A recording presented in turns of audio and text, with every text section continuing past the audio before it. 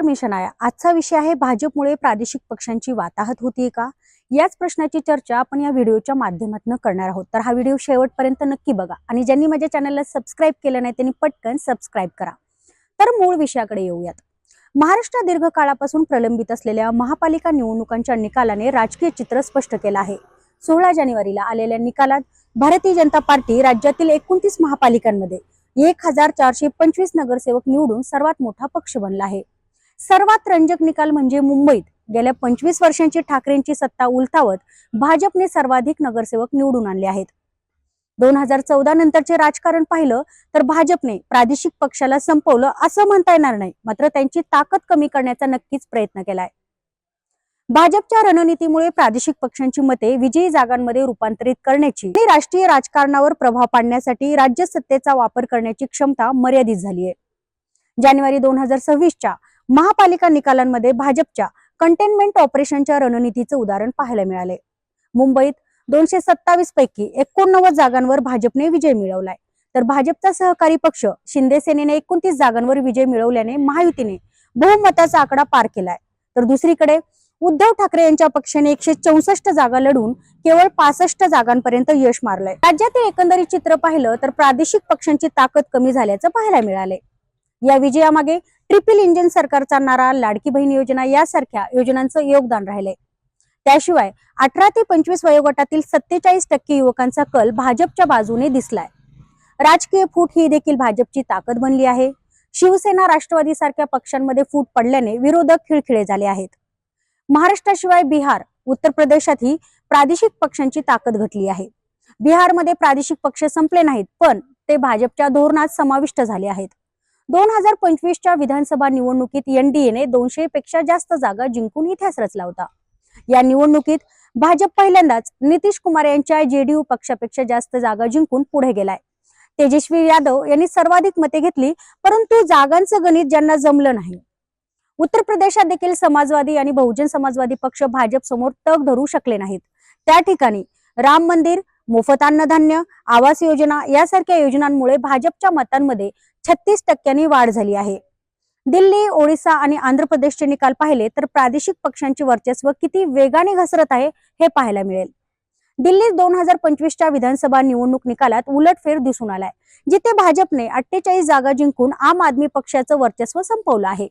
ओडिशात BJD, Andhra प्रदेशात YSR Congress हे देखील त्यांची सत्ता राखण्यात अयशस्वी ठरले। पश्चिम बंगालमध्ये ममता बॅनर्जी यांची तृणमूल काँग्रेस अजूनही त्यांचा गड साबूत ठेवत आहे, परंतु तिथे देखील भाजपने मोठं आव्हान उभं केलंय।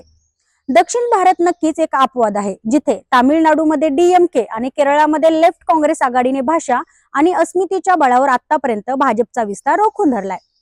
खरं तर सध्या भाजप सर्वात मोठा आणि मजबूत स्थितीत पाहायला मिळतोय। दरम्यान राष्ट्रीय स्तरावर आज भाजप एकूण 1654 आमदारांसह मजबूत स्थितीत आहेत, तर सर्व प्रादेशिक पक्षांकडे मिळून एकूण आमदारांचा 31% हिस्सा आहे। भाजपचं राजकारण स्पष्ट आहे। कल्याणकारी योजनेच्या माध्यमातून मतांची विभागणी करणं, विरोधी पक्षात फूट पाडून त्यांची ताकद कमी करणं हे भाजपचं धोरणच राहिलं आहे।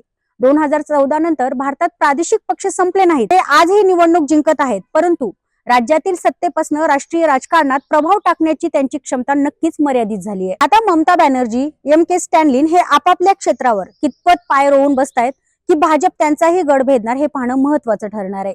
भाजप वगळता इतर पक्षांची काही शहरात नाममात्रच अस्तित्व असल्याचं महापालिका निवडणुकीतून स्पष्ट झालंय।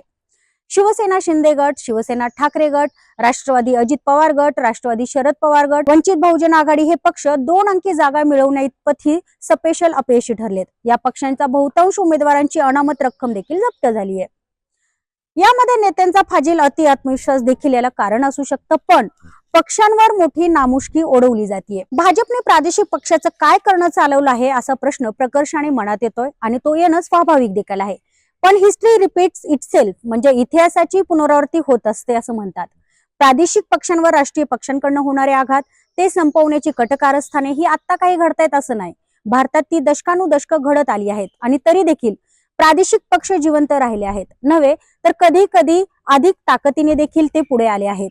आज केंद्रात ताकदवान असलेला भारतीय जनता पक्ष हे जे काही करतो आहे तेच 40 ते 45 वर्षापूर्वी केंद्रातील सर्वकष सत्ताधारी काँग्रेस पक्ष करत होता, किंबहुना प्रादेशिक पक्षांचा इतिहासही या राष्ट्रीय पक्षांपेक्षा काही वेगळा राहिला नाही. त्यांनीही सत्तेसाठी आपापल्या भूमिका वारंवार बदललेल्या आहेत. गरजेनुसार राष्ट्रीय पक्षांशी मैत्री आणि शत्रुत्व जोपासलं आहे. नव्या पिढीपैकी बहुतेकांना ही माहितीही नसेल की जम्मू काश्मीर मधील नॅशनल कॉन्फरन्स हा मोठा प्रादेशिक पक्ष 1965 मध्ये काँग्रेसने तर आपल्या पक्षात विलीन करून घेतला होता. तो काही स्वखुशीने विलीन झाला नव्हता. त्या पक्षाच्या नेत्यांना काँग्रेसच्या केंद्रातील नेत्यांनी तेव्हा हतबल केलं होतं, पण त्यामुळे नॅशनल कॉन्फरन्स संपला नाही. शेख अब्दुल्ला यांनी तो पुन्हा पुनरुज्जीवित केला आणि आजही तो पक्ष त्या प्रांतातील एक प्रमुख पक्ष म्हणून ओळखला जातो. आता ज्याप्रमाणे भाजपने शिवसेनेला खिंडार पाडून सरकार उलटवलंय, त्यावेळी देखील नॅशनल कॉन्फरन्सच्या सरकारच्या बाबतीत काँग्रेस करत होतं. पण मुद्दा असा आहे की असं केल्यामुळे प्रादेशिक पक्ष कमकुवत होत चालला आहे का? देशभरात जिथे जिथे भाजप सत्तेत येतो तिथे तिथे स्थानिक प्रादेशिक पक्ष कमकुवत होताना पाहायला मिळतोय. हा केवळ योगायोग आहे की ठरवून राबवलेली रणनीती? याचं उत्तर तुम्हाला शोधायचं आहे. तुम्ही तुमचं मत कमेंटद्वारे मला नक्की कळवा आणि हा व्हिडिओ आवडल्यास लाईक